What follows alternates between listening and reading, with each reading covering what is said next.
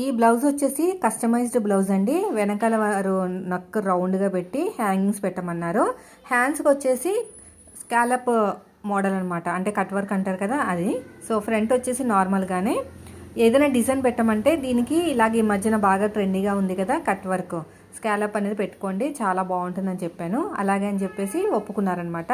చూసారు ఎంత బాగుందో లుక్ అనేది, చాలా బాగుందండి. ఫిట్టింగ్ కూడా సూపర్గా వస్తుందండి. వేసుకున్న తర్వాత వాళ్ళ కమెంట్ కూడా నేను స్క్రీన్ షాట్ చేసి పెడతాను. ఇది వచ్చేసి మనకి ఆర్మ్ లూజ్ 8.5 అనమాట. డీప్ నెక్ బ్లౌజ్, వెనకాలేమో హ్యాంగింగ్స్ అయితే పెట్టాము.